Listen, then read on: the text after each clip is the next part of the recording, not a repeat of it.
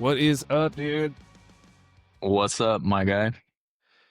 Can I just cordially, well, I guess say thank you and welcome you as our very first guest that we have ever had on this podcast. I think this is episode 10, if I'm remembering right. Our first guest, we have plans for many more, but I'm super excited to have you here and very thankful that you said yes to come hang out. Also bummed that Kevin can't make it. So he got stuck at work. He's stuck at the day job. So he may be able to jump in here at some point, but for now you're stuck with me. How you doing, man? Not too bad. Life has been pretty good. I mean, well, for starters, hugely appreciate you guys having me on. I was I was surprised when you asked me to be on this because really? I listen to podcasts. Yeah, I was because I listen to podcasts a lot, and I've I've thought about what it would be like to be a guest on a podcast. Yeah. And then all of a sudden you hit me up. I'm like, yo, what? Hey, you put it but out in the it's, I mean, universe. It came back to you. yeah, I'm honored, truly. But life has been good. This year has been, it's had its ups and downs for sure. But it's been pretty good amount of self-discovery. I think you and I have talked about some stuff, Yeah. kind of just throughout the year.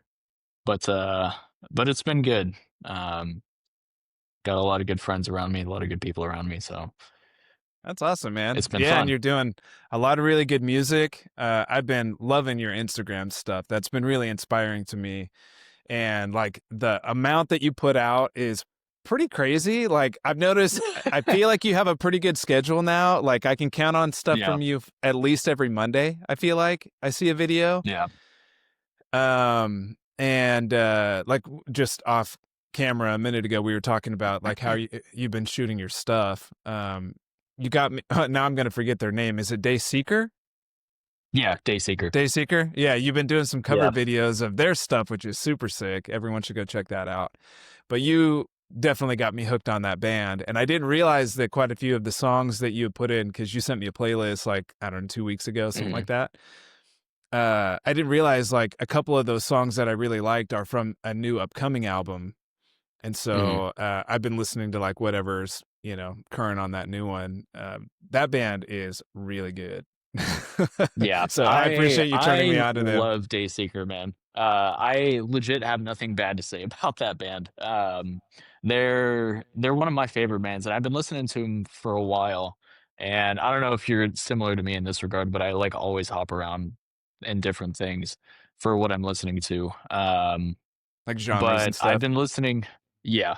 But I've been listening to Day Seeker for probably like the past month and just been like really diving into it and just loving every moment of it, dude. I love that band.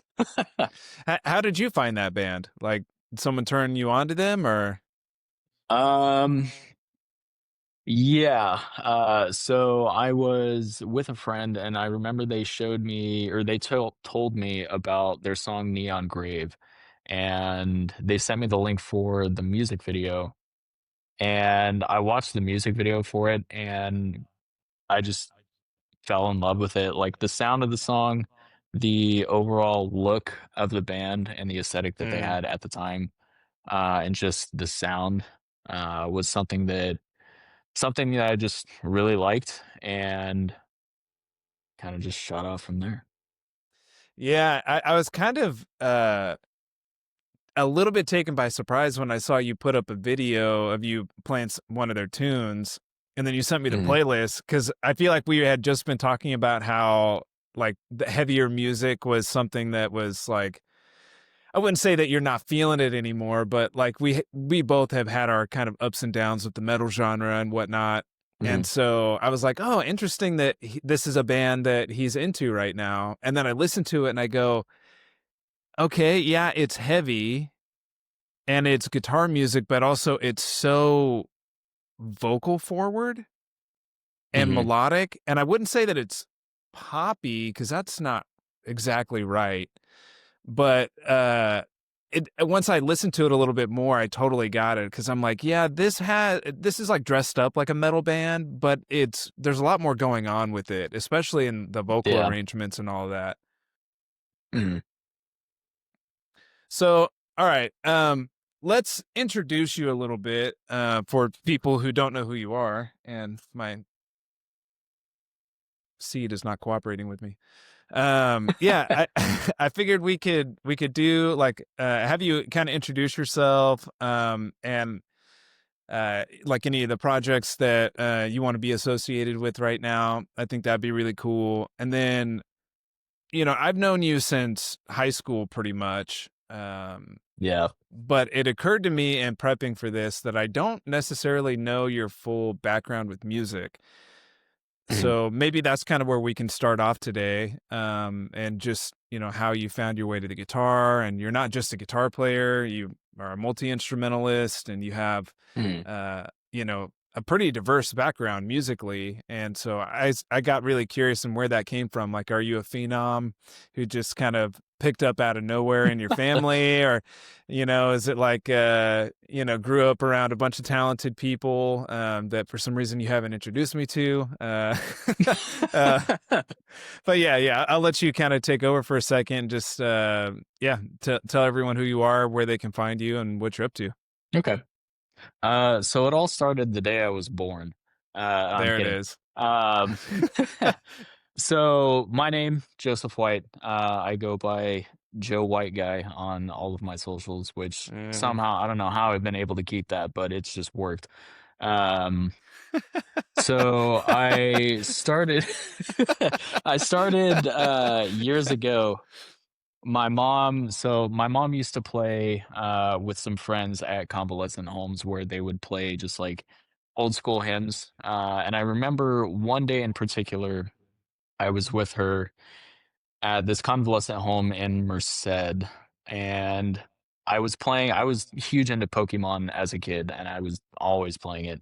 So I was just sitting there like way in the back, just minding my own business, playing Pokemon, and they were playing something. I don't remember what it was, but for whatever reason, it just caught my ear, and it kind of just stuck with me on the drive home. And I think either later that day or maybe a couple days later, I asked my mom, I was like, "Hey, can you like show me some of the stuff that you were doing?" And she showed me Mm. like three chords, which I think were probably G, C, and D, and the rest just kind of shot off from there. Um, After just So would diving you headfirst. you would Sorry, go say ahead. that like piano was your first instrument then? Actually, technically, yeah. I had piano lessons for 6 months. I think it was about 6 months, when I was younger from my cousin's wife, which is where I, like, learned to actually read music. Okay. And then there was a number of years between that and when I started playing guitar that I just never did anything with it. Um, but yeah, Okay, music so is that's something. interesting. So you kind of Yeah, like music started is. on piano and then dropped off of music as a in general until what, like probably high school? Something like that? So this was in probably 7th grade that I started Okay. learning guitar, like, really learning guitar. Yeah, I wanna say it's in 7th grade because I remember I was in 7th grade, and then I met my friend Brandon Hawthorne, who I would later end up joining with him, well, at a later date, but joining his band, We Sunk the Mayflower, Mm. and doing that whole thing in high school. But I met him, and then through him, I met this guy Chris Armbrister, who showed me Trivium and got me super into that. And then with What Brandon, learned a up? bunch of events. Hey, hell yeah, let's go. Got to keep the um, old man metal alive, dude. yeah. And then with Brandon, ended up learning a bunch of like Avenged Sevenfold stuff, as I lay dying, like kind of the typical stuff that we would listen to Yeah. back at that time. 2000s And metalcore. then yeah, Kill Switch Engage, of course. Yeah. And then in like 7th grade, I think it was, I remember meeting these guys. Uh, Man, I can't remember his last name, but Evan. Enrique and Nick, who Evan and Enrique would also later be in We Sunk the Mayflower. And I remember at one point I think I was with Brandon and we were walking across the not the field, but a part of the field where there were a bunch of tables and they were just like hanging out playing Hotel California and just like singing and playing it, and it was just so cool, man. And that kind of like helped push me to want to do more and learn more because I was like, these guys are having fun and they're playing so well. I want to do that. Um, and then yeah, and then in high school, my junior year. Well, let me go back a little bit. Freshman year in high school, I started doing like drums, Yeah. playing snare primarily. Did a little bit of bass. And then junior year ended up joining We Sunk the Mayflower, and then I also did drumline there. Well, over in Merced, I joined their winter program with a couple of friends of mine, junior and senior year, which is where I learned like a lot of WGI and DCI stuff. A lot of the more like, I guess, complex stuff in that regard. And then after I graduated, a little bit after I graduated high school, things kind of fell off with We Sunk the Mayflower. And then Brandon and I started writing our own stuff, which was a lot more of the like gent kind of thing, Yeah. which really never went anywhere. But it was just kind of, I guess, a passion project for us. And then fast forward to finishing up stuff over at Merced College. Well, I started learning classical guitar there and learning a lot more like theory based kind of stuff. And then I transferred over to Fresno State and study classical guitar performance there and get a lot more familiar with that. And moved to Fresno, end up living with a buddy of mine who I had met in Merced. And yeah, he and I just kind of took off, like kind of not comparing each other, but just competing against each other a little bit. Yeah. Um, which The was a good lot of kind. fun. Yeah. Yeah, the good kind Yeah. of Yeah. competition. And then while I was going to school for that, I joined a band called Midnight Avocados, which was kind of like, I guess, jazz rock kind of thing. Um, how can I explain this? I guess something kind of like Dance Gavin Dance a little bit, but not as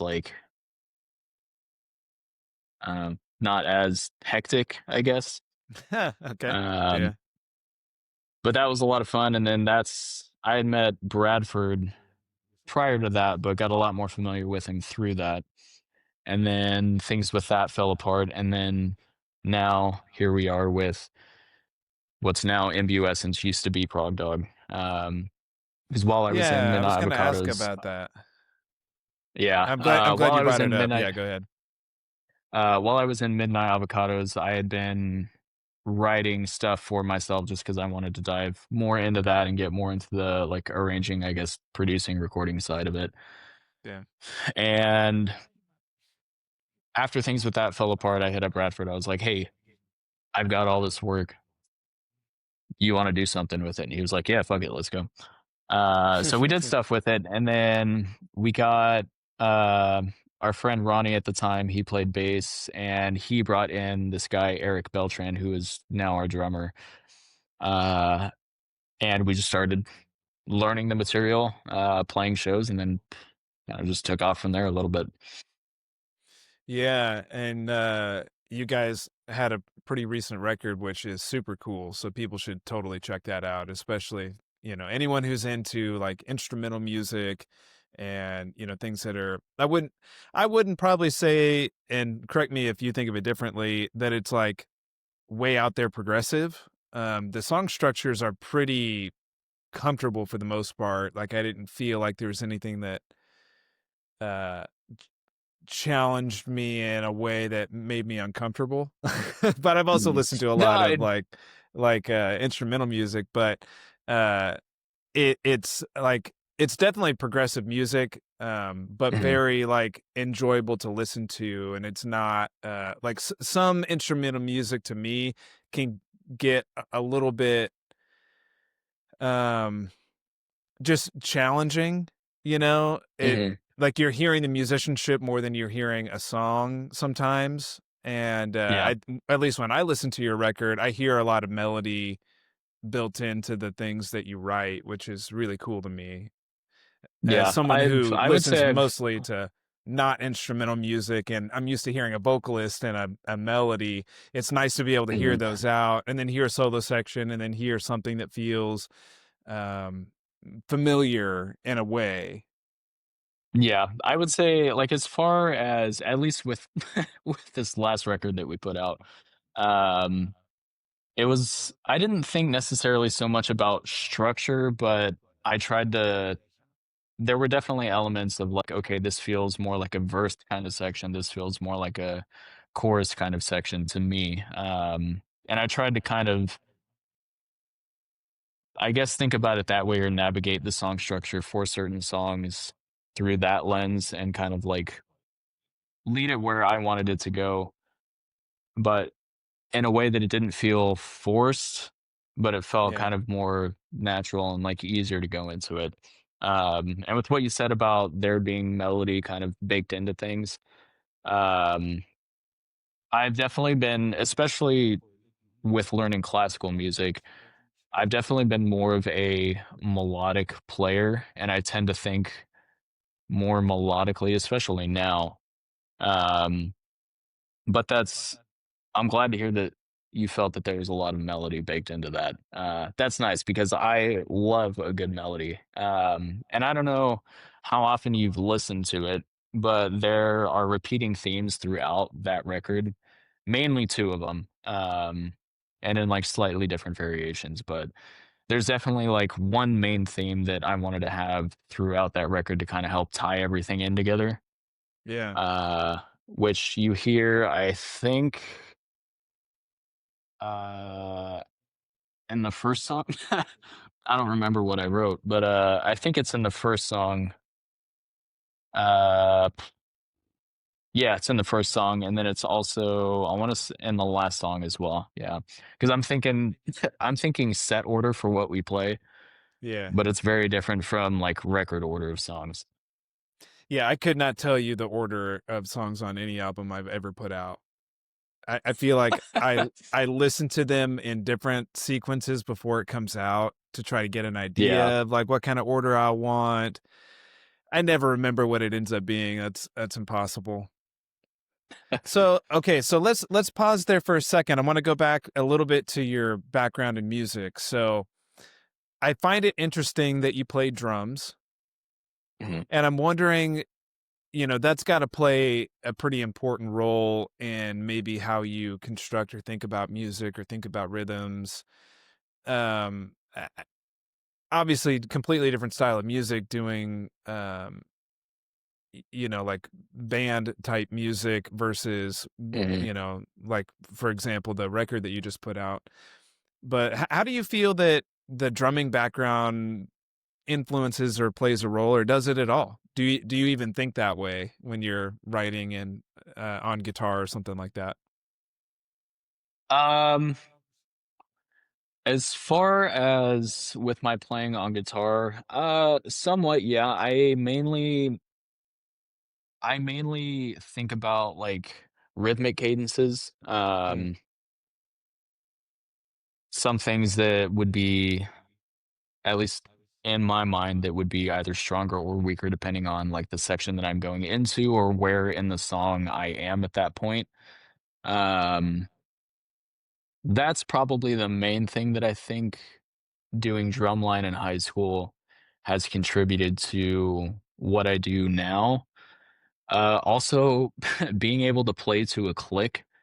yeah, And probably honestly to a point to where it feels uncomfortable to play without a click at this point, slightly. Um, because, like having like 12-hour rehearsals with the click just pounding in your ears like all day long almost. You get very accustomed to having that almost, I guess, is like a crutch. But I mean, with what we do, like we have backing tracks and click in our ears all the time. Um, so I don't know, it's a it's a part of preference life thing. as a musician. I mean, Mhm. if you can't play with the click, that's a problem. And then for most situations, you're going to need to be able to play with it. So it makes sense to sort of like become friends with the click, as opposed to Yeah, fighting with it. as some people refer to the click as God. Yeah, yeah. um, but yeah, I would say probably the biggest thing that I've taken from doing drumline in high school is just being comfortable with understanding where rhythm should lie, playing to a click, and like rhythmic cadences for what I do at this or the kind of music that I write. Since there's no vocals, a lot of it is rhythm, melody, and harmony, and that's kind of it's basically it. Yeah, because I mean, I think about like the amount of syncopation that is in a lot of modern guitar music, and certainly like in the kind Mhm. of stuff that you do. And I think to myself, man, this must give you an upper hand to have a background in it at least, to where even if you're not thinking of it consciously, you're probably have a comfort with that sort of thing that Mhm. perhaps I may not have. Like I'm pretty decent at like programming drums and understanding sort of what I feel like is going to work, but I'm definitely not a drummer, and I don't have that. Um, I don't know that technical knowledge of rhythm. It only Mhm. goes so far, so I get by a lot on feel, where I feel like, Yeah. someone who's got the muscle memory and who's put in the time to really get the technique, uh, definitely has a leg up on me. So, Um, oh, go ahead, please. Sorry, go ahead. Oh, I was just gonna say, yeah, I would agree with that. I I try not to think too technically, at least as far as like writing drum parts, uh, because I know Eric will hate me at some point. Yeah. Because the body of work that we released before the last record that we did, which was Memories of a Life. The body of work before that, which is an EP called Remain, that was like that was an extremely ambitious body of work to do. Because it was just it's kind of like riff salad in a sense, but not so much riff salad. Um, it's a lot of like complex ideas and fast stuff and a lot of kind of weird rhythmic things happening. Um, and we did a music video for the song Remain from that EP. And it like, excuse me, at the time that we recorded the music video, not all of us were familiar with the song or like as familiar as I Oh, would say I yeah. guess we should have been. So trying Okay. to find kind of creative ways to get around that and be kind of sneaky. But yeah, I mean, the song itself, I mean, not to discredit like Eric or Bradford or anything, but because the song itself is just hard, especially for Eric. Um, but yeah, that was a really technical body of work that we did, and I realize I'm rambling at this point. No, no, no, Um, no. but yeah, for the drums part of it, I do think, I guess rudimentally at times. And also kind of in contrast with like other things that I hear within the kind of genre I guess I'm working with for that particular song that I'm writing, or just kind of what I know Eric can do or what feels good to me in that moment, which is kind of funny to think about because like does a kick feel good in that moment or does like a floor tom feel good in that moment? Like when you put Mm. it from that perspective, it's like why even the thought? But I don't know, I'm the kind of person that like that It's an stuff important thought. sometimes, like, really matters, yeah. Yeah. Yeah. Yeah, it can be. It can be. I do. Yeah. Yeah. I'm with you on that. I think the question is valid because if you don't take the time to explore those things, then probably what you'll end up doing is something that I've done a lot. Like I got in a pretty bad habit of uh I'm trying to come up with that write an idea. I have an idea on Mhm, guitar most of the time is where my ideas come from. Have an idea for guitar. I need something to accompany it to be able to present it to Kevin or whoever and say like, Mhm. let's develop this. But I don't want to give it, it's not enough context to give just a guitar idea. Mhm. There are too many blank spaces for your mind to fill in, like, how should I even be interpreting this? And so then, I'll go in and I'll make something that is pretty basic to accompany it, just so that no one feels obligated that, like, this is how it needs to stay. Yeah. It's it's like, yeah, make it your own thing. Um, but then in doing that, sometimes the song gets pretty far along before we actually go back and work on those details. And it's like, oh yeah, this could use some love, and maybe asking some of those deeper questions about like, how should this feel and how should this be articulated on a drum kit. Um, Mhm. yeah, those questions definitely need to get asked. Yeah. Yeah, especially for having, like, a human drummer, because we've always programmed our stuff, and it's just easiest for all of us, because recording drums in a studio is expensive. Yeah. Um, so it's extremely convenient, especially with, like, sending ideas back and forth and getting input from everyone and changing things kind of on the fly. But I will, like, as I'm writing something, I will just go through and, like, program the parts, and just pencil everything in and get it to where, like, what in my mind sounds good at that moment, and then just, like, send it off to the guys, be like, "Hey, what do you think about this?" And then Yeah. whatever feedback they have, change that. But I realize I also kind of have a slight issue with getting married to parts, so to speak. Mm, Um, because I'll write this whole thing and, like, have as much context as I can for it at that point in time, and then I'll be done with it, and I'll be like, "Yeah, this is fucking sick." And then I'll get something from, like, one of the guys, and I'm like, I don't wanna change it now, I like it." But yeah. reeling that back and just being like, "Okay, this isn't, like, strictly all about me," this isn't, like, even though I guess I'm kind of the main guy, so to speak, this isn't like a Joe White and Friends show. It's all of us. Yeah, how do you balance that? I mean, I'm sure it's different for every band and every project, but how do you balance being like one of the primary writers with then taking input and sort of allowing things to evolve into something else? Like, you're alluding to it a little bit there. Obviously, it can be challenging at times. Do you do you invite any and all like criticism of parts or new ideas or fresh takes, or do you Yeah. find that to keep things on the rails you have to have some level of guardianship? Like what does that look like for you?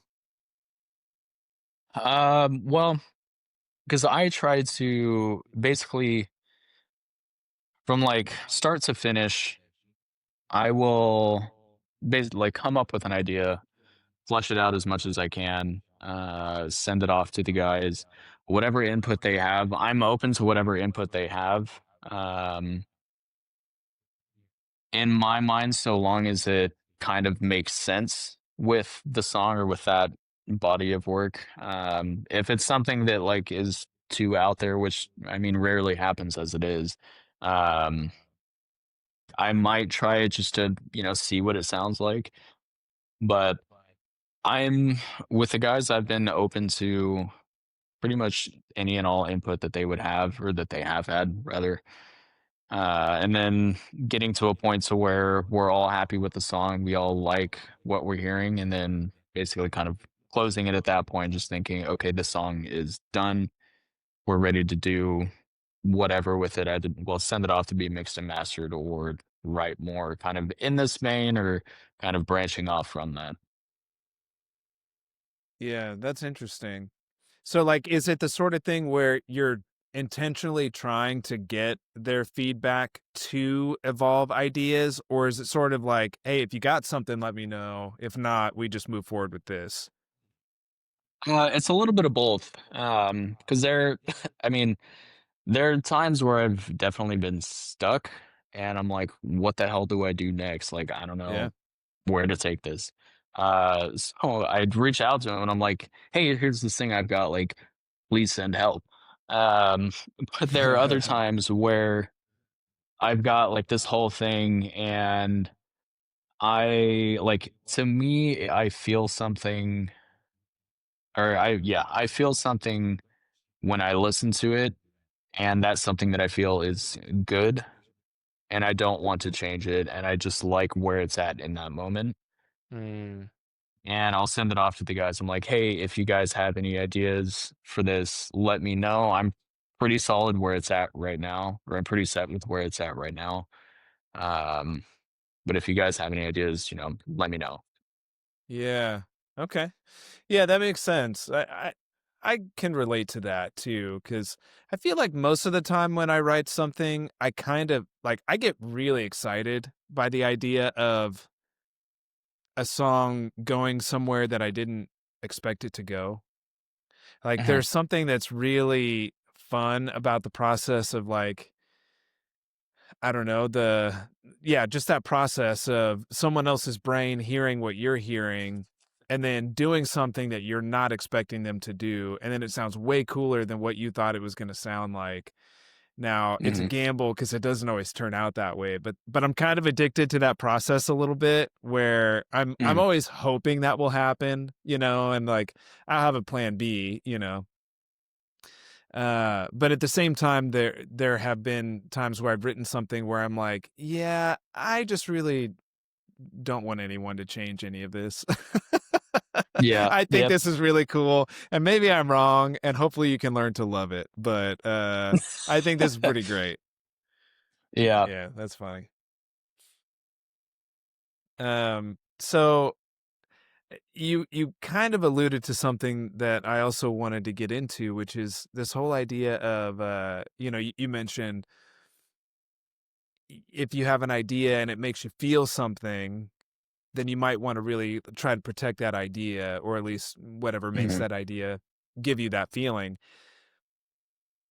How do you know, or like, this is like the impossible question to answer, probably, but rip mhm, on it and give me your thoughts, um, because I've never found a very good way to explain it myself. But I have something similar where like sometimes I'll write an idea and like there are especially two songs that are on our newest album that's about to come out, or probably by the time that this is out, the record will be out. mhm, But where the songs, Kevin, of course, was my co-writer, and then our mutual friend Michael played drums on the whole record, mhm, and so he was tied in throughout the whole writing process, and really helped us out a lot in that department. And so there were two songs that I was convinced these songs are really cool, and they weren't finished enough to be really cool already. But like I somehow had a sense about them that they needed to be finished. And the other two guys were kind of like, meh, yeah, I mean, all right. Yeah, I mean, or going, oh yeah, I keep forgetting that we have that song that we have to finish. And I'm going, no, you guys, you don't get it. Like, there's something about this that's going to be really good. And it kind of took me a while to mhm, crack it. And then I felt vindicated by the end of the process because, it did turn out to be, cool tunes. But like for you, is there a theme or an element, or like how do you know when you've stumbled on a good idea, or when you have like, is it purely an intuition thing? uh, I guess that is kind of the impossible question because, in my opinion, and I'm sure a lot of people are probably going to echo this, but when you stumbled across something solid, it's going to be different for every person. Mm, Um, what I think may be really cool or I'm like hyped about, you may not think so, and vice versa. Um, for me personally, when I feel like I have stumbled across or written something that I feel is like, yeah, this is solid, like I feel really good about this, I'll just be able to listen to it and not have, not necessarily complaints, but I'll listen to it and feel good. Um, and not feel like anything is missing Mm, for the song, for that particular song. Cause like, so for example, our song Leave the Lights On from our last body of work. That was one that was inspired by this guy named Joey Burcham, who's also in Nashville. Um, Dude is a homie, and I absolutely love that guy. Um, I started writing that song because I was inspired by one of his posts, like a while back. And then that kind of just evolved into its whole thing. And Atticus and I, who used to be the bassist in our band, we were sitting down writing through it and got the like chorus part of it written and kind of set the song up in a way to where it's like intro, verse, chorus, and then there's like an interlude kind of thing. Um, Very chill, and then like chorus comes back in. It's just this huge thing, and then at the end of it, it transitions into this outro to where like everything is just kind of released and it's just big open, and it's like all of this tension kind of building up, and then it's all just dropped, and it's like, okay, like here it is. yeah. Yeah. Which is, I guess, ironically enough, kind of reminiscent for me. Um, but yeah, I think the emotional response, like whenever I have a good emotional response to something that I've written, it's good. Does that And emotional I guess response that's need to be positive emotion? that's a good question. Um, does it need to be good positive emotion? I suppose it doesn't need to be. Um, Damn, that's a really good question. I honestly don't know. Because I guess like it would be, I guess it could be ideal if it was always a positive emotion, but excuse me. I mean, it can be a negative emotion. Well, no, okay, I'm gonna go with no. Um, because there are times when I listen to some of the songs off of Memories of a Life, and there's one moment in particular in the song Napoleon that I don't think anyone has heard, but I know is there. A, because I've listened to the stems, but also just because through listening to the stems, now I can hear it in the song. Um, that it's kind of like it's not a positive emotion, and I guess it's not necessarily like a specifically negative emotion either, but it's just something that like I guess for lack of a better way to phrase it or explain it is more like serious for me. It's like I kind of just lock in. Mm. Um, But no, I don't think it has to always be a positive emotion that you feel. Because I mean, listening to bands like Knock Loose or Lorna Shore, bands like that, or Traders even. I mean, you're probably not going to feel like happy when you listen to them. Uh, Yeah. so I mean, I guess no, you don't have to feel a positive emotion whenever you listen to something to know that it's good. Yeah. As a general sense. Yeah. I mean, I would be inclined to agree with you on that. And it is interesting to think about. And it's almost like sometimes it feels good to feel bad. Yeah. Like there's an irony in that. Yeah. Like sometimes there's nothing better than feeling super sad listening to sad music. Oh, There's like brother, you're telling me. or feeling really angry to something like super heavy and Yeah. aggressive.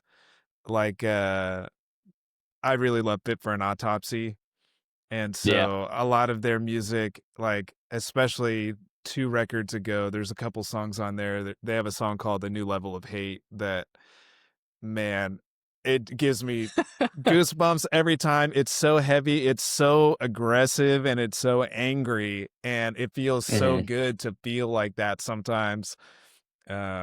So yeah, there is a weird irony in that, I think. And I assume that's not just a musician thing, but I know that that's something that I've become very familiar with, just having listened to so much music and having written so much music.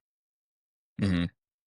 I feel like, I guess, kind of a tangent of that um, would be the emotion that you're feeling at the time dictating the music that you listen to, which I guess would probably seem kind of obvious, but is not something like at the forefront of people's minds. Um, that whatever emotion they're feeling before they listen to music, they're trying to reinforce that with the music that they Mm, listen to. If that makes sense. yeah, Because I yeah, because remember I sorry, I was going to say, I remember that I did like an essay on that back in college because it was never something that I thought about before. I was like, oh, I listen to music and then I feel this way. So surely it's the music that's making me feel this way.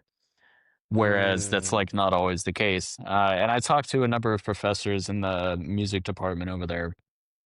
Uh, and a lot of it was, or a lot of the sentiment was not always. Like sometimes the emotion that you're already feeling dictates the music that you listen to, and then it kind of just perpetuates that emotion, which I've realized has come to be the case pretty heavily for me, especially when it yeah, comes to sad songs, like listening to like Movements, especially, or Dayseeker.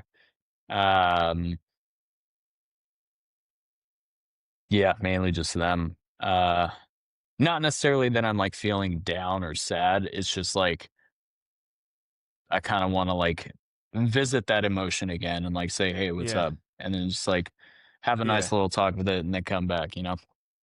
yeah. You're connecting with that part of yourself. That's so Mhm. interesting, like how you said that, because yeah, I think for me it's always been that second option. Like the way I feel drives what I want to listen to. Mhm. And it makes me wonder because I'm totally the type of person where I seek out music that reinforces how I'm feeling. Okay. But it made me wonder, like, I wonder if there must be people out there who try to like prescribe an antidote to what they're feeling. So like if I'm feeling sad, I want to listen to happy music. I've never been that way. It never even Okay. occurred to me until we talked about this right now.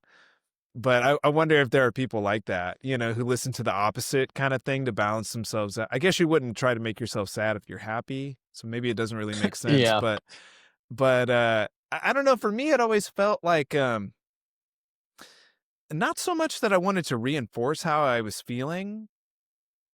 Although maybe there is some truth in that because maybe it feels good to feel like you're not alone. But Mhm. I think it always helped like kind of externalize what I was feeling. Like, because I usually feel better. Like if I'm sad and I listen to something sad, usually I feel better Mhm. after that. Like I might not feel cured, but I don't feel as Sure. bad usually, especially if it's the right song in the right moment. Like there's something very cathartic about that process, especially if you're in Yeah. the car alone and you get to sing to it. Or maybe that's just me. Man. Uh, You're not alone. 100% you're not alone. or no one's home and you're in the shower and letting it rip. I've had many of those moments. But yeah, there's something about that that always felt like it kind of separated me a little bit from those feelings, at least to help manage them a little better. And I don't know why Mhm. that is. Like I said, maybe it's feeling like you're not the only one going through it, or maybe it's yeah, feeling like it's able to like somehow magically pull some of that out of you a little bit, or look at it as if it's outside of you. I say look at it, you know what I mean? Like listen to it and, Yeah. it becomes personified as this work of art as opposed to something that only exists inside of you. That's Yeah. interesting.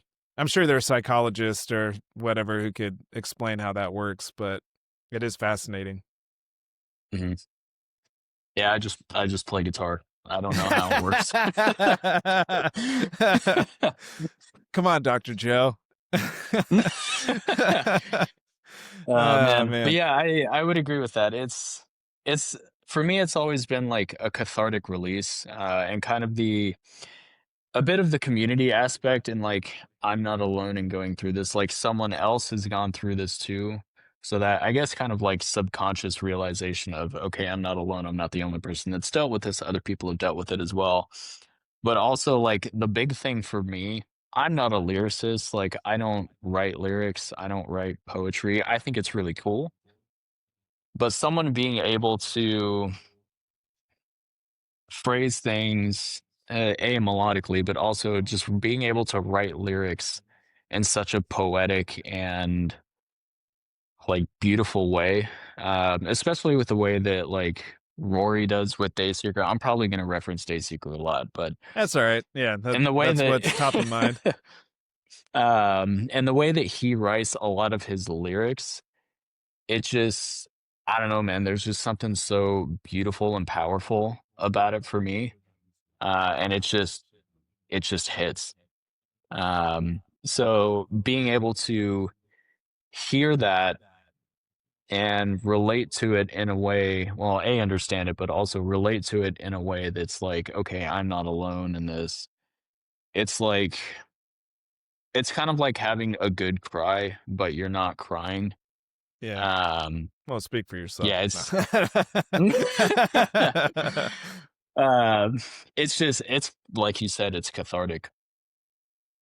Yeah, I always found uh I only feel like just sort of recently that I'm starting to hit a real stride with writing lyrics.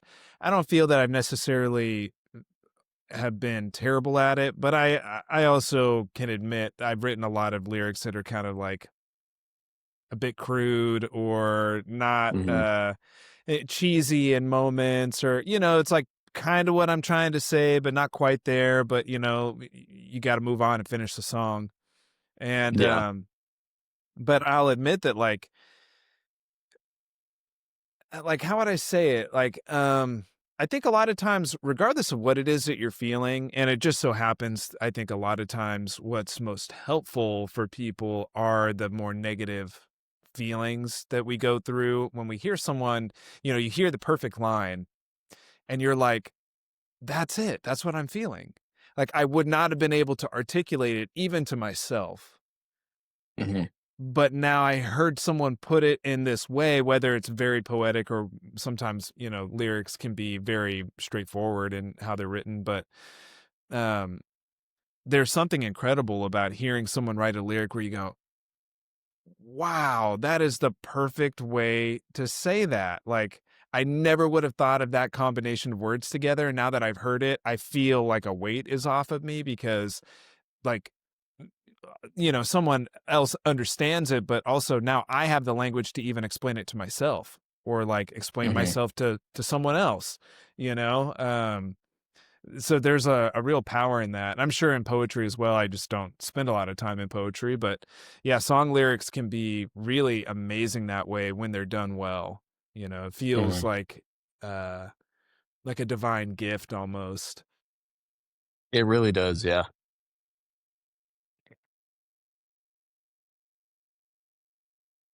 So, uh I guess that's an interesting segue to move from lyrics to non-lyrics. You mentioned that the band that you're in right now is instrumental. Yeah. This is something I was really curious to talk to you about, and like your journey like into and with instrumental music, and maybe you can give me some good recommendations because you're going to laugh at me, but I was thinking about this today. I'm like, all right, my journey with instrumental music is somehow feels very different than yours. Mhm. Like we're close enough in age that we pretty much came up with the same music. You're a few years younger than me. Mhm. What, 4 years maybe, something like that. I Um, think four. Yeah. 4. Yeah, sounds right. So used to feel like a big age gap, but it doesn't anymore. Yeah. Thanks, Father Time. Um, but Yeah, I was thinking about this and I'm like, I feel like my instrumental tastes are so old school compared to yours. Like somehow you caught the new wave and I feel like I missed it at some point. Like uh the big one for me was Steve Vai. Like I'm a huge Steve Vai Yeah. fan and that was who I really gravitated to in high school. But it was all those kind of guys. It was like Satriani and Yngwie Mhm. and Paul Gilbert and that whole era of, instrumental guys. And then I kind of, when I was in my early 20s, I completely bailed out of rock and metal for like, I don't know how long it was. It was for quite a while though. Like I had this feeling like I sort of have had my fill of that. Um, Mhm. and I was just looking for anything that felt fresh and new. I hadn't had that exciting new feeling in quite a while. And so I just started listening to things that I never listened to before and pushing myself into different places that way. And then when I finally came back to more of that like guitar centric and instrumental type stuff and rock and metal in general, it felt like the seismic shift had happened to where all these bands sounded completely different than what I was used to hearing. It's like the tones were less distorted. Like your tone is heavy and this is, I mean, this is a big compliment too, actually. Maybe we can talk about how you get your sound. But like you have this big uh heavy sound, but it's really spanky. Like Yeah. like yeah, yeah. Um like it doesn't sound like where I left off where music was with the level of saturation and like everything is a 5150 with a, Um, a tube screamer into the front of it kind of thing, right? And you're going to be like, "Oh no, actually that's what I use." Um like what, yours doesn't sound like that? Uh and what do you so mean that's not the only amp ever? yeah, yeah, apparently. And so it was interesting. Like I came back in and I'm going, man, it sounds like all these bands are so different. And I'm hearing these guys like Polyphia being probably the most famous version of kind of instrumental music that's out there right now. Mhm. Intervals, some of these different artists that are super cool. And I felt like the whole vibe shifted. And then I felt immediately like an old man, like I totally missed the boat. But I feel like your music and the things that you do feel much more in line with kind of what's current. And so like maybe catch me up on what I missed, or your journey into instrumental music and what it is that you hear in the genre that you really like, and what you gravitate toward, and maybe some of the things that you don't like. So I guess we'll start with this. My journey into instrumental music started out similarly to you, or well, yeah, similarly to you. Joe Satriani, Steve Vai especially.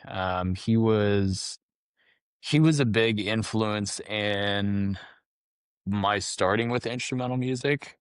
Yngwie Malmsteen as well, just because I liked the classical aspect and like a lot of the harmonic minor stuff that he was doing. Yeah, The pull of the sharp seven going into the tonic has just always been something that like scratched my brain in a particular way that was like, ah, yeah, I like that. I hear Um, you.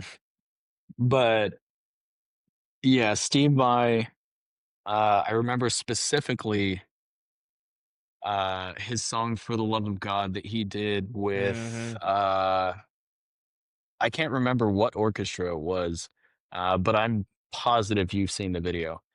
Oh yeah, Um, a thousand that times. Yeah, oh, yeah, man. So yeah, that was just so cool to me, man, and, like, how well he performs and, like, is feeling the music in the moment, that was also something that got me, and in the absence of lyrics, like, all that's there is the music. yeah. So that was really cool, and also his music video for "Tender Surrender," um, and just how many times he, like, brushes his hair just absolutely cracks Yeah. me up. The fan on Um the pedal board, all those Yeah. things. But also Yeah. there is a quirkiness to his music that I feel like probably has been a big influence for a lot of people in the genre now today, because I hear a lot more quirky guitar music in a different way, but than what I used to hear. You know, someone like Paul Gilbert or Satriani or even Malmsteen, for as amazing as they are, their music was not exactly like, I wouldn't call it quirky. But I feel like I hear a lot of those weird combinations of, there's probably a better word than quirky for it, but I hear a lot of ADHD almost in modern instrumental music. I don't know if that's fair Yeah, for me to say or I not, would. but I think I would agree with that. Especially with like, because I've seen jokes about it and stuff on Instagram that like all like social media guitar playing is at this point is just like coming up with like wacky, goofy sounds and not even like actually playing guitar. It's just like I production have seen basically. that. Yeah, And I'm I like, have seen yeah, I that. kind of get that. And especially, and it's funny actually that we're talking about this particular thing. Because a guy that I watch every now and then, Nick Broomhall, he was using the Neural DSP Misha Mansour plugin, and there's like Mm, a laser pedal on that, and you can just come up with like all kinds of like ridiculous sounds, mm, to where your guitar doesn't even sound like guitar anymore. And it's cool, but to that sentiment, yeah, I feel like some aspects of the guitar focus, like prog, quote unquote, um, scene is kind of very like ADHD. But there are also a lot of people that put a lot of thought into it. So where like it almost comes off as ADHD, but it's actually like a lot more complex and deeper than just sounding like absolute chaos. yeah, yeah, that's fair. So how do you get from Steve Vai to what you're doing now? Like, who would you consider, influences or bands that got you really excited about, continuing to pursue that sort of direction? Um, so Steve Vai, Ingve, Joe Satriani, those guys, that kind of led its way into Andy McKee, and Oh Sunday Jung, yeah, and the kind of yeah, like two-hand guitar kind of thing. yeah. And I one almost thing that forgot I about always that era. appreciated, there was one other guy that I remember watching. I will never remember his name for the life of me, but there's a particular video and like section of a video that's just been stuck in my head ever since. And I can see it perfectly, but I can't remember anything else. But anyway, one thing that I've always loved about especially Andy McKee's playing is how harmonically, at least to me, how harmonically dense it is, or it can be, but there's still being like a clear sense of melody. Yeah, Um, and it's just, it's just a lot of beautiful harmony in the music that he does. yeah, So definitely. that going into years later, after listening to like Avenged Sevenfold, Trivium, Killswitch Engage, getting into heavier metal, I end up finding like I don't even remember who it was that I found first, but it was either David Maxim or probably Intervals, um, finding just like instrumental guitar music. And I think probably David Maxim was my first, uh, I guess, installment into that or exposure to that. And I really just fell in love with what he did, because it was like some of his I don't know if you've ever listened to him before, but some of the stuff that he does is like it's out there, but in like I don't know, just kind of a fun way, I guess. Yeah, I don't think I've Yeah, ever it's heard it's cool. his music. His name is David Maxon. Yeah, David Maxim Micic, he is a Serbian guitarist. Okay, yeah, you'll have to send me something from him so I can check it out. Because I'm I curious, got you. but yeah, yeah, Um but yeah, I started listening to him and then end up finding intervals, Polyphia, Chan, Oh being yeah, like yeah. heavily into Chan, uh, animals as leaders. Oh, that's another good one. Uh, and then I think those were kind of like the staples for a while. And then finding people on, on Instagram, social media that do roughly the same thing, and just like other guitar players. And then, yeah, that just kind of led me to where I'm at now. Um, and they've all definitely influenced me, especially Aaron Marshall with intervals. And I'm sure you can see parallels between his playing and my playing. A lot of the kind of like bluesy-ish stuff or like inflections that he and I will both do. Yeah. Um, but I tend to get influenced by whatever I'm listening to at the time, and that can change. But it used to be to where I was pretty heavily influenced by like pop punk. Just because a lot of the like chordal voicings in that were just pleasing to my ear. Um, the like post rock kind of thing. The amount of ambience in post rock is really cool. And I just like the overall vibe of it. And there were these guys named Hubris that came through Fresno that we were supposed to play with a few years ago, and I went to go see them. And just listening to them it was just so cool, man. They're like 100% post rock, but they were also like locked in and just fun to watch. And the whole sound of everything was just, it was so good, dude. I love those guys. They're so cool. Um, but yeah, I think whatever I end up writing tends to be influenced by what I'm listening to at that point in time. Yeah. Okay. On the opposite side. I'm curious, especially because you participate in the Instagram world of guitar playing in this sort of genre, and I Mhm. know that you see a lot of guitar playing. Are there things within the genre, like anything you can think of that drives you nuts, or that you're just not a fan of? And I don't mean like players necessarily or bands, but like Mhm. I don't know, like could be well, it could be anything really. I'm curious if anything comes to mind for you. Uh, anything that I'm not a fan of. Um,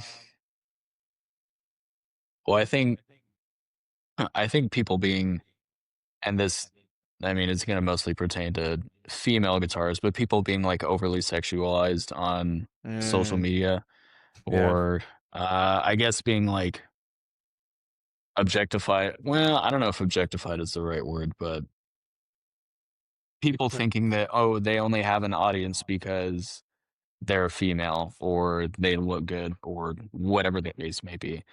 Um, whether or not their, I feel like the better way to phrase it, skill is real, or like they're actually good or not is different. But I don't know, that's one thing that bugs me, because I know a lot of people deal with that. Um, So can I clarify that point? So you're saying more from the audience perspective, like assuming that if okay, yeah, is that what I'm understanding, or are you yeah. saying people who maybe overly sexualize themselves to gain an audience and making it not as much about the music and more about how they look? More so from the audience perspective because, and this is funny because this is an assumption in and of itself, but a lot of those people that will comment things like that are working on assumptions, um, and they just don't know. And I know a lot of people are just going to go on Instagram or social media just to comment a bunch of bullshit anyway. Yeah, yeah, troll. Yeah. So I don't know. That's annoying for me to see. Um, as far as like content that I don't like to see or that annoys me, uh, Or gear or you know, sounds or really anything. you said gear or sounds. Yeah. Yeah, I'm just Oh, spitballing. okay. I'm just curious. Like, you see a lot of stuff within that world. Like, what's something that you just skip to the next video when you see it? Um, man, it's funny you ask that because I feel like I consume so much content as it is that I don't remember. Um, that I'm just putting like you on the everything spot, kind of so blends together. yeah. Um, let's see. I don't know. I think one thing, I don't know. I think one thing that I don't like to see from a content creator perspective, or that's just kind of like I don't really care for, is people being like over. How do I phrase this? Um, overly emotive and like having this whole get up and just like playing way too much into the thing that they're either covering or promoting, I guess, or playing. I don't know. To me, it's just, I don't mean for this to come off as like rude, but to me, it just feels like a bit like clown work, I guess. Mm. um, but And I are mean, you talking also about like, like guitar face and that sort of thing, or not necessarily guitar face, but like having a whole outfit like done like something like just to the nines, not like a normal outfit but a whole costume. mm, Like some people will like paint their face or do something to stand out in some kind of way, I which I see. get it because you're having to compete a bunch or amongst all other kinds of content, and you have to compete for like 3 seconds of attention because everyone's attention span is shit, and you have to try to get people to watch further than that to try and see what it is that you're promoting or what you're selling or what you're trying to get out into the world, because all they have to do is just and it's that, like, all those hours of work that you put in reduced down to that. Yeah. Yeah, So that's I fair. get it, but at the same time I'm like, why can't we all just like watch stuff? Or like, Yeah. why does it have to be that hard? But that's also just kind of the ecosystem, for lack of a better word, that social media, or at least promoting via social media, has kind of brought us to, from my perspective. No, no, I totally get that. I totally get that. I think, yeah, everyone's out there trying to figure out how do I get people to pay attention. And to Yeah. your point, they put a lot of time into it. I think people do probably venture into tactics that are a little disingenuous at times. For me, that's always the big turnoff. It's like, if it's David Lee Roth, I want to see him in the get up, you know, or Gene Mhm. Simmons, you expect the makeup and the crazy and the, platform shoes. But if I even catch a little sliver of a vibe that that's not really who you are and you're doing that kind of thing, that's going to immediately be a turnoff. Mhm. Yeah. Well, okay. We're an hour and 8 minutes into this, so I don't want to keep you all night. But Oh if you wow. got a little more time, I feel like we have to talk about gear. I would feel like I failed a little bit Yes, if we yes. didn't talk a little bit about like how you get your sound and what you're using. I also want to talk about the guitars that you use because I've been endlessly fascinated with them. And you have some stellar instruments. At least they certainly look Some that way. extremely obnoxious guitars. Yeah. Yeah, they look like race cars, and it's amazing. So yeah, like what are you using these days? And maybe more specifically, because I believe you're in the digital world. Mhm. So if that's the case, like what kind of what kind of things are you using to get your sound? And you kind of laughed when I said that you have a kind of a spanky guitar sound. So maybe you can Yeah. elaborate on the secrets of getting a Joe White guy guitar tone. Getting a typical white guy guitar tone. Yeah. I'll give you all the white guy sauce. So I'm in the digital world. Gross. Yeah, I'm in the digital world. For a long time, I've used my Axe effects, both live and for recording. 2 years ago, or well, actually 3 years ago now, I switched to using all Neural DSP products for recording. Live, I still use my Fractal. Um, Why is that? for the change to Fractal from Neural for recording stuff. Yeah. Um, so I switched mainly because of convenience. I could change things just on the fly or like tweak tones however much I wanted to, and not be basically metal until I found something that I was happy with. And I didn't Mm. have to go back through and re-record an entire passage with a different tone. Because at the time that I was Oh, recording okay. with my Axe effects, I was just recording through the Axe effects into my interface and then basically just printing the like full tone onto the DAW. And with Neural DSP, I don't have to do that. I know there are ways that you can get around doing that, even with a Fractal, just by having like a DI box and then reamping it. But I didn't have a DI box, and this just seemed easier. For the last 3 years now, crazy. I've been using Neural DSP products. Gojira has been the main one, and that's how I get my spanky sound. Um, Okay. I would not have guessed yeah, that. yeah. It's That's so I don't interesting. know what it is, man. I just started using Gojira and just fell in love with it. I was like, okay, this sounds really sick, and it was working for what I was doing at the time, and I kind of just stuck with it and was like, okay, what else can I get out of this? And ended up getting other stuff out of it. So I was like, cool, this is the one for me. So I've never used anything from Neural DSP, which is why I was curious, like what the draw was to it. And already what you're saying has got me going, oh man, do I have to check that out?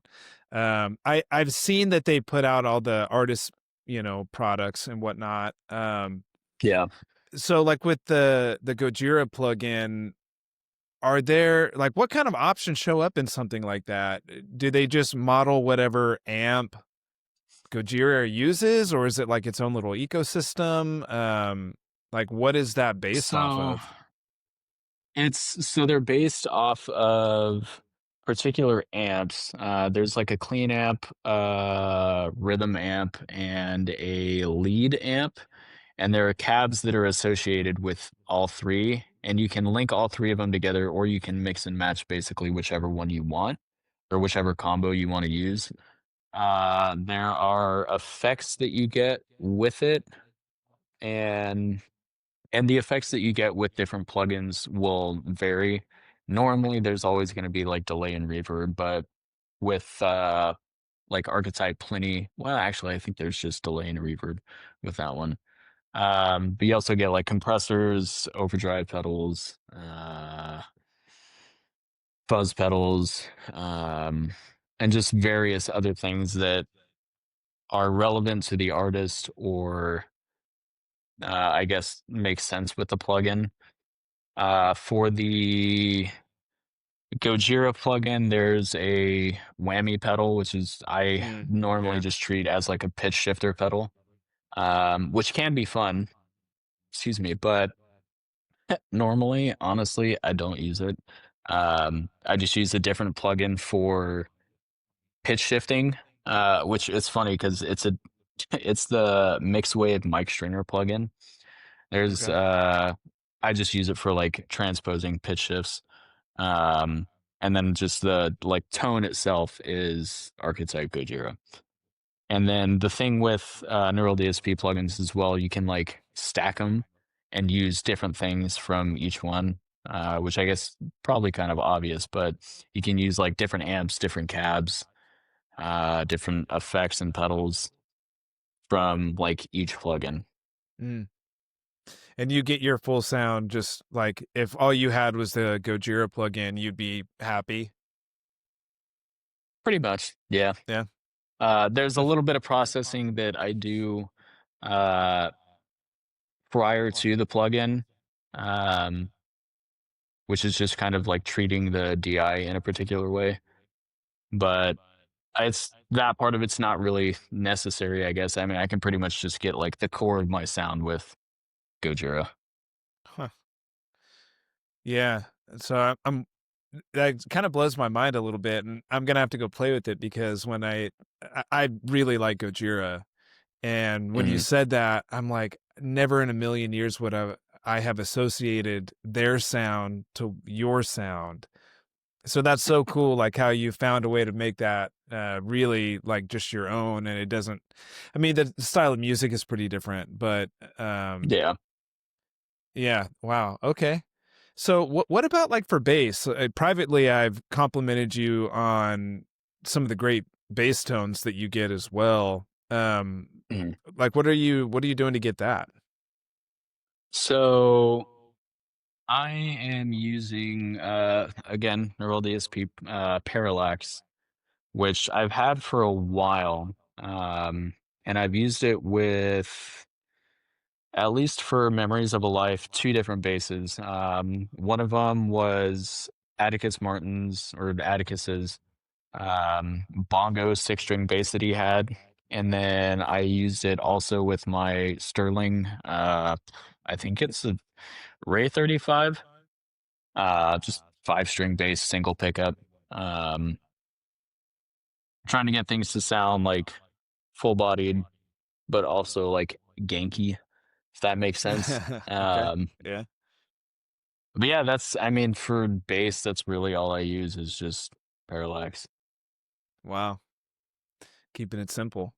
Well, it sounds really great. That's So, it makes me feel like I'm overcomplicating things on bass, especially. I, I'm constantly like trying.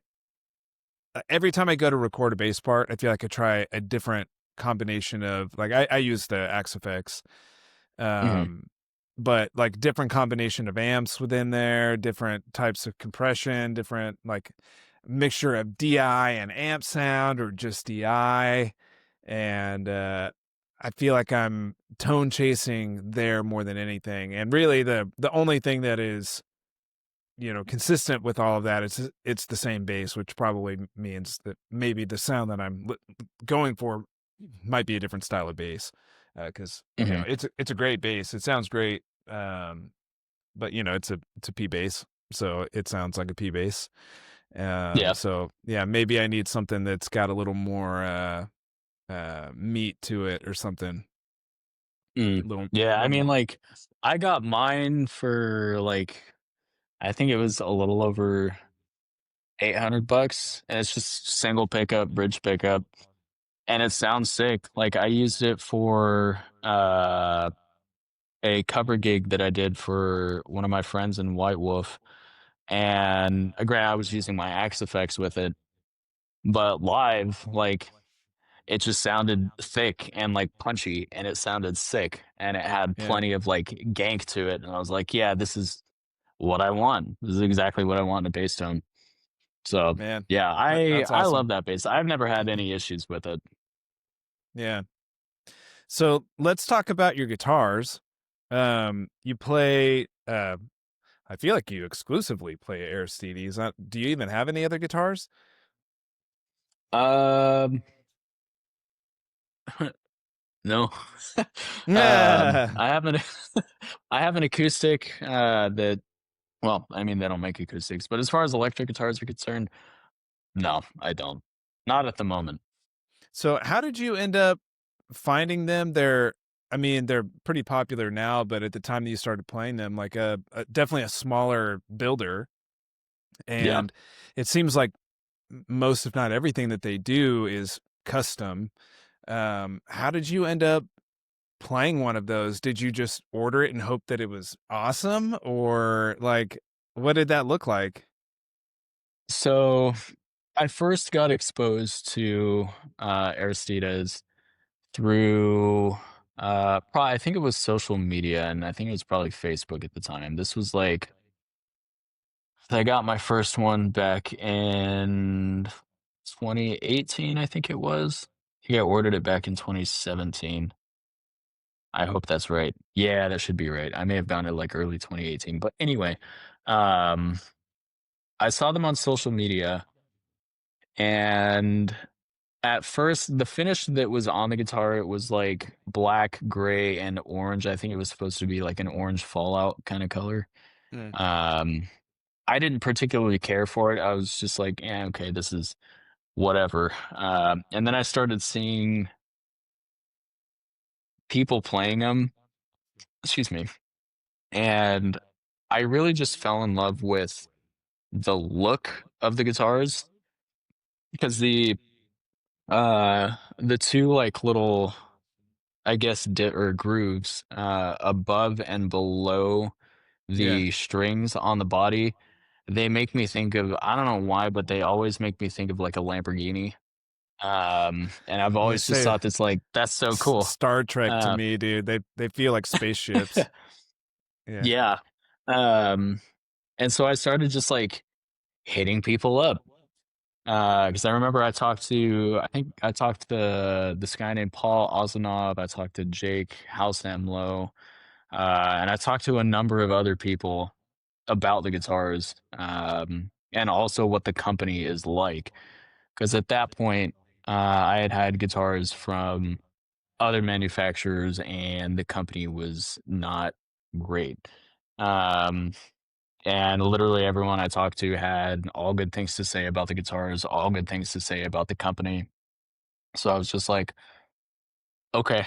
So then I put in an order for one, and then I had never played one, so I was Hmm. kind of just shooting in the dark with it. And I was like, we'll see what happens. Yeah. Um, and then the first one I got was the Aqua Green 7 string, and it's been great. That guitar is has served me very well. Um, and then after that, I just somehow I ordered like one a year. um, but yeah, it's basically started like once everything was out and I had that guitar, I just started using exclusively Aristides, and I everything has been consistent. Like I know what I'm gonna get with the guitars since they're all composite bodies, and they're made the exact same way every time. I know how it's gonna sound, and I've gotten things to a point to where like it's plug and play with pretty much everything I do. Like get it set up, tuned up, good to go, solid. So with you having a few of these guitars, I assume other than the finish, there are other things that are unique about them. Like do you Yeah. choose different pickups for each one, or like what does that look like for you? So in the aqua green one, so I have two guitars that have the same pickups. Yeah, two guitars that have the same pickups, but slightly different orientations. And then my other two guitars have different pickups. And I did it to kind of mainly have tonal variety in what I do. So my first guitar has bare knuckle silos. My second guitar, and they all have 5-way switches. So my first guitar has bare knuckle silos. My second guitar has Fishman classics in it, Mm, with a 5-way switch, push pull on the tone, and a push pull on the volume. Um, and I mainly just use push pull on the tone for that one just to get the coil split or yeah. coil Okay. tap rather. Um, and then my third guitar also has bare knuckle silos on the bridge and neck, but it has a bare knuckle trilogy in the middle. And that one also has a coil tap on the tone and a 5-way switch. That guitar is normally what I get my like twang tone on. Mm, And that one just has kind of a mojo with it in that Yeah. regard. But it all, I don't know, that guitar just sounds awesome. Um, and then the fourth one that I got is a raw shell pink one that has bare knuckle polymaths in it. And there is, I mean, there's a weight difference between them because the other three are all um, not clear coated, but they're not raw. They're painted finished. Yeah. And the way that the body kind of reverberates against you is slightly different, and it also kind of projects differently acoustically, slightly. Um, yeah, yeah. Those are the. It's mainly just pickup differences between each of the four of them. Yeah. Yeah, that's super cool. I mean, the thing that is most evident is they're visually striking, every one of Yeah. them, and just from following their page, like I don't know if there's another company out there that's making cooler finishes on guitars. And then, like you said, the physical construction of it, they look very highly engineered and not over engineered. They just look sophisticated. They look Mhm. like Tesla or some kind of spaceship, or Very as you put it, sports car Lamborghini. esque.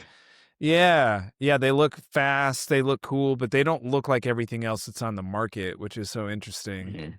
Mhm. Um, and it's like a really striking difference from a brand like PRS, who obviously makes amazing instruments. But I've always kind of had a hard time wrapping my head around most of the finishes on their guitars, though. Mhm. They always looked more like furniture to me than guitars, and I realize that sounds really bad. I don't necessarily mean it to be like pejorative, but that is like how it feels to me. Um, but yeah, like super sick finishes, and then the guitars sound great too. I don't know a ton of players that play them. I follow probably a couple on Instagram. I mean, you being the primary one that I've seen play them, and Mhm. I've seen you play in person as well, and yeah, they look great on stage. They look great in your videos, and also sound super good. So I've been very curious about them for a long time, and before too long, probably I'll have to try to check one out. But yeah, it's weird. I've always been weird with like not being able to play guitar before I buy it. Mhm. But I guess that's just kind of the world that we live in now with some of that stuff. Yeah, yeah, and I mean, like, I'm that way with most everything. If I don't have an opportunity to check it out or see it in person, normally I'm a lot less likely to buy it. But I don't know, for me, the resounding positive feedback from everyone about the company and about the guitars, I was just like, well, okay, I have a little bit. For me personally, I have a little bit more confidence in kind of shooting in the dark with this and Yep. kind of just throwing my money and seeing what happens with it.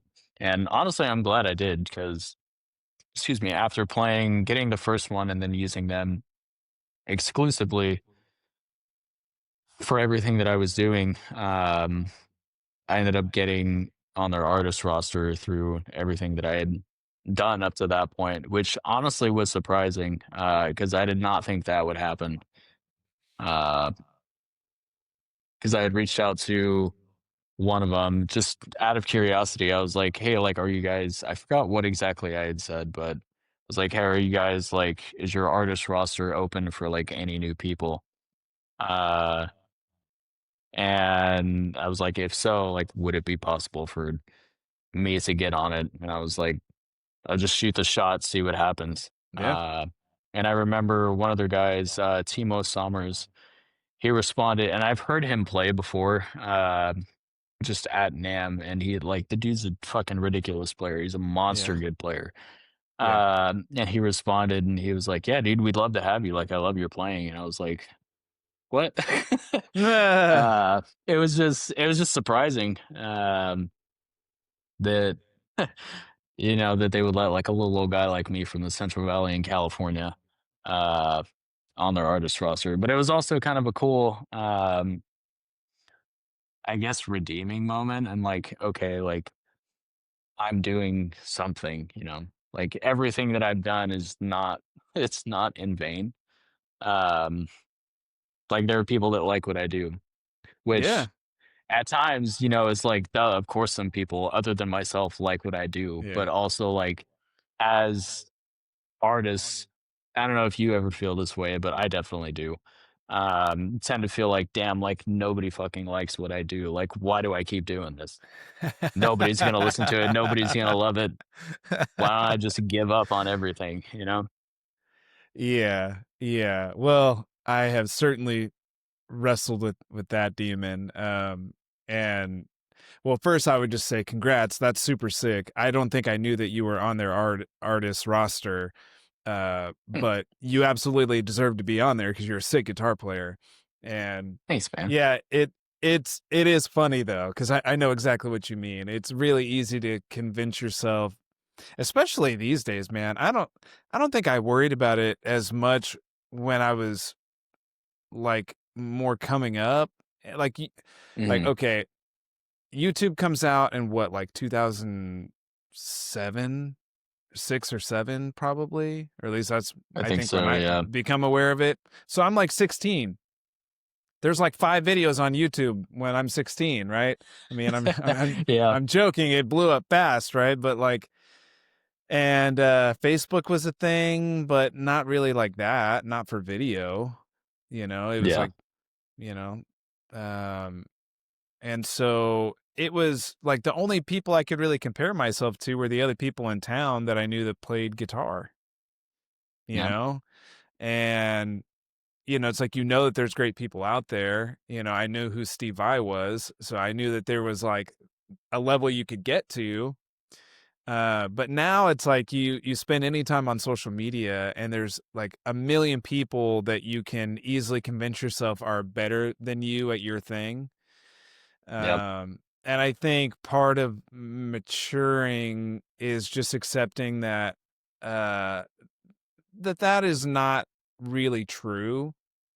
Like, yeah, it's a crowded space for sure, and there's a lot of people who are immensely talented, but there's only one you and there's only one me, truly. If we're expressing Hmm. ourselves in the most honest sense of the word, then and we're not trying to compete and we're not trying to uh do someone else's thing as good or better than them, then that's where you're going to end up succeeding, I think. And yeah, for me, dude, I've had and continue to have plenty of self-doubt. But I don't know. I'm doing my best to set that aside at this point in my life and just say, I love doing this. So I'm just going to assume that everyone's going to think it's awesome.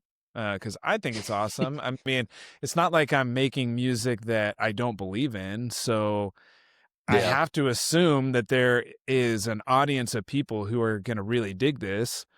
Now, whether it's going to be the next biggest thing in the world or not, I don't get to control that. But I also like would rather not be the biggest thing in the world. Like I want to be successful, but I'll Hmm. take a smaller, more manageable slice of the pie. And I'd take that any day and be able to do what it is that I love. Hmm. So, yeah, hopefully you don't wrestle with that too much because I don't know. Like I don't see any or follow anyone who I feel like you don't hold up against. You know what I mean? Yeah. Well, there's a few people who I'm pretty positive I would not hold up against. But to uh, echo what you were saying, I've gotten to a point in my life where I'm like, okay, like I don't need to be the shred guy. Like I don't need to be like a super technical, nerdy guy. Not that there's anything wrong with any of that, Yeah, but for me, it's just not what I focus on. yeah, Um, and I'm good with where I'm at. I know I can definitely get better, but I mean, I'm never gonna be like the super shreddy person or whatever. That's just I'm good where I'm at right now. well, yeah, dude. I mean, well, first of all, what you do is shred to me. Mhm. So That's fair. That's fair. it's all perspective, right? Yeah. And I joke a little bit, but also not. Uh, but yeah, I don't know. It's like it. like going back to the people that sort of inspired us early in our journey, right? Like you can like Satriani and Vai, you know, it's not like there's only space for one of those guys, right? Yeah. They're both huge, they're both beloved, they're both unique, but they're still in the same space. I mean, you know, they came up at the same time. So when I think of it that way, I go like, okay, yeah, I mean, maybe there's people that you can compare yourself to that are a close enough comparison that you might feel inferior. But the truth is, like, there's still space for you as long as you don't quit and as long as you're proud of what it is that you Yeah. do. So really, that's the important part. It's just like getting comfortable with that. And you sound kind of like me, you know, where I'm like, you know, there was a point in my life where I really wanted to be like the best guitar player in the world. And at some point, I realized like I am not cut out to be that guy. Like for whatever reason, Yeah. that like I'm happy with being a good guitar player. I don't want to be a total scrub. But to me, what I've realized, like through my process with the instrument, is the thing that I actually love a lot more than just playing guitar is writing songs. And to me, the guitar, it happens to be like my primary way of writing songs. And I really love production, and I really love a lot of the elements that go into songwriting and like making a song.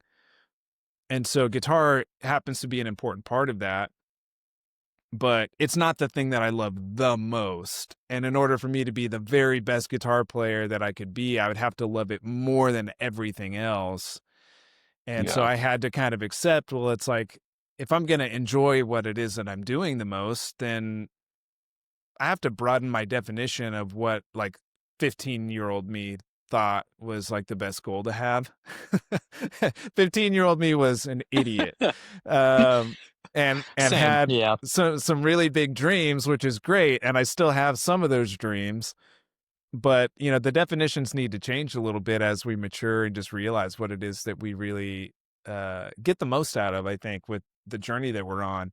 You know, for some people, it will Mhm. be technical proficiency, or it'll be like knowledge of music theory or composition.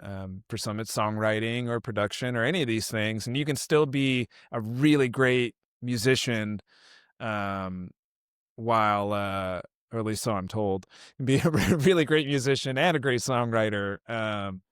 And so, yeah, like for me, I had to at some point sort of like wrap my head around, okay, it's all right to let that one dream die for this other one to live. And this is the one that I'm Mhm. more comfortable with anyway. Yeah. Yeah, because I remember similarly for me, like there was a point where I wanted to be the kind of like fast player, shreddy kind of guy back in high school. But then with social media becoming as prominent a thing as it became, seeing and the world just instantly practically becoming way smaller, Hmm. realizing what all was out there, I was like, okay, I'm fine. Because like Yeah, routinely being showed up by I'll little never get to kids. that. Yeah. Yeah, like literally like 7-year-old kids playing way better than me. I'm like, I'm never going to be able to make up that time. You know, I'm 35 now. Yeah. So, I think it's Yeah. time to let that one go. Yeah, I feel that heavily. It's like, Yeah. yeah, I'll never have the time that they have or that they have now. It's just years of progress gone. But it's all relative, right? Because it depends on what kind of music it is that you want to make. And so if the kind Yeah. of music that you want to make demands that you be able to play like that, well then you got a problem, right? And you got to go woodshed. Yeah. And I would say never give up if that is what it is that you want to do. But like, I don't know, like speaking for myself, what I realize is like, oh, I only need to actually be like a quarter of as good to do the kind of thing that I mostly want to do than like I thought I was going to have to be.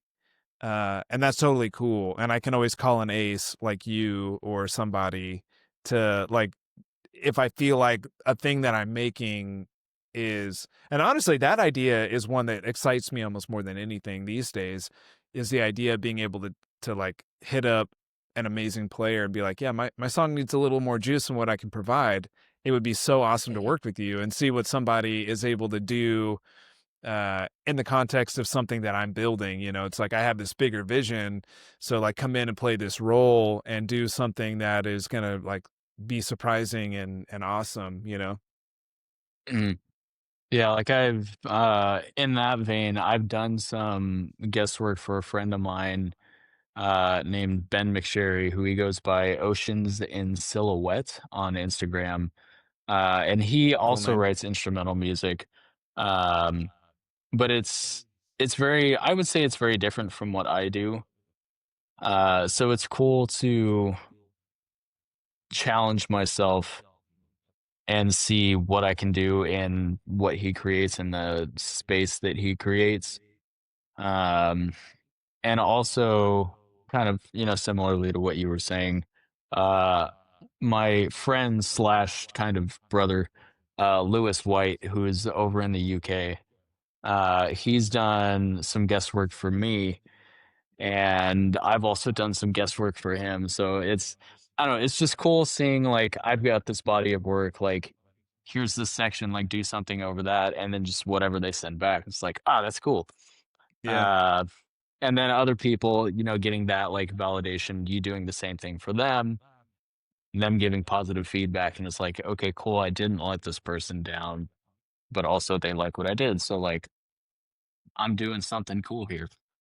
So it's like Yeah, kind of a totally. positive feedback loop. Yeah, no, I get that. And I have to ask on a side note, does he go by Lewis White Guy? No. I can't remember what he goes by uh off the top of my head. I think it has something to do with fish, but I can't remember now. I um had to ask. But no, the other thing I was gonna ask slash say is like, I imagine that doing a feature has got to be. I mean, I guess there is some pressure with it because like you don't want to let the other person down, but it's also got to be a little bit freeing because if you're anything like me, when you are working on your own thing, sometimes you get like really strict parameters on what it is that you're trying to make.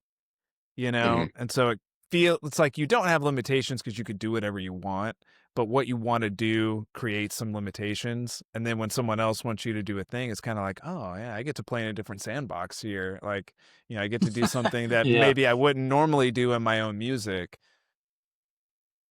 Yeah. No, that makes sense. Cuz I hadn't thought about it from that perspective.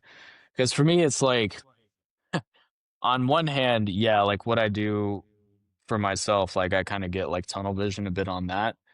But also on the flip side, like I can do whatever I want with what I do. So it's Yeah. like, yeah, I have tunnel vision, but that tunnel vision is kind of like everything. And also not everything. But with someone, when working with someone else or doing guest work for someone else, it's like, okay, now I get a fresh, clean slate in a sense. I can kind of just draw whatever on that and like, hopefully it's cool. Yeah. uh, and just kind of do something and have some fun with that. Hopefully, it suits the song, of course, but yeah, No, just shred as play hard in as a you different possibly can. sandbox.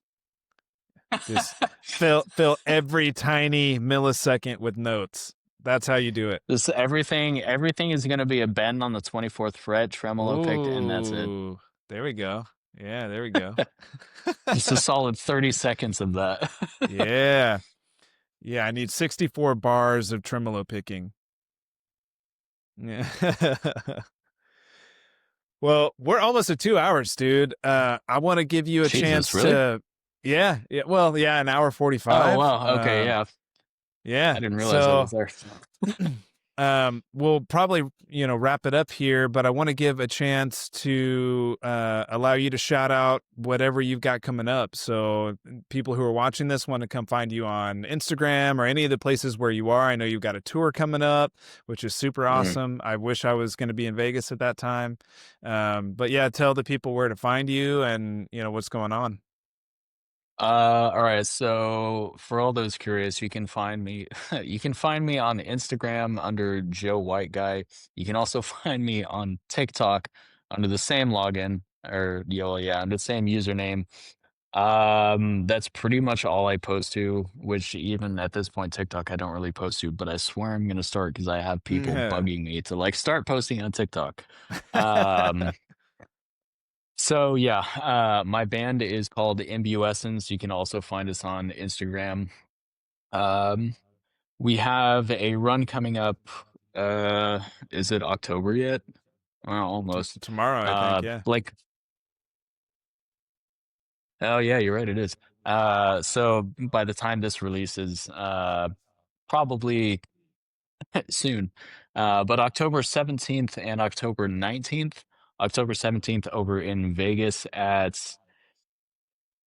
Voodoo Bar, and October 19th over in LA at Slipper Clutch. If there's anyone listening to this that is over in those places on those dates, please come. Please buy our merch, buy merch from the bands that are going to be there that night. Please support everyone there. Yeah, that's pretty much all that I can think of. Well, also, okay, so another thing. Um, Eric Beltran drums, I think he goes by on Instagram. He's the drummer for Imbuescence, and no one's going to be able to figure out how to spell this, but Bradford Boyajian, he is the other guitarist on Instagram. But they're also both just tagged in the band Instagram. Um, yeah, and also my friend Jay Wheeler, she has helped me out a lot with the video stuff and has helped me out a lot with videography for my band and music videos for my band. The other person that helps with photography is Sky Zombie Photography is what she goes by on Instagram. Great work. So That's sick. yeah, those are the shout outs, and that's all we've got planned for this point. We are gonna be releasing new music. It's only a matter of time. Ooh, okay. So that feels So like a hint. yeah. Is that the new EP or album title? I Song will leave it title? up to interpretation. All right, fair enough. Well, maybe we can have you back on when you put new stuff out and we could talk about it. That'd be a good way to For hype sure. it up. And I'm sure we I could go would much longer on this. I would To love make to. it easier on all the people, I'll also grab everyone's like Instagram handles and all that kind of stuff. And we'll put that on Oh, okay. YouTube. Um, awesome. Well, for anyone who made it this far, thank you so much for listening. We appreciate it very much. And I will say once again, on behalf of Kevin, who unfortunately couldn't be here tonight, yeah, we appreciate you checking out the show. We appreciate you listening. You can find out more about our podcast on our website. So that's thesonicalchemy.com. Of course, we're on YouTube. We're on all the different places where you can listen to podcasts. Until next time, thank you all so much.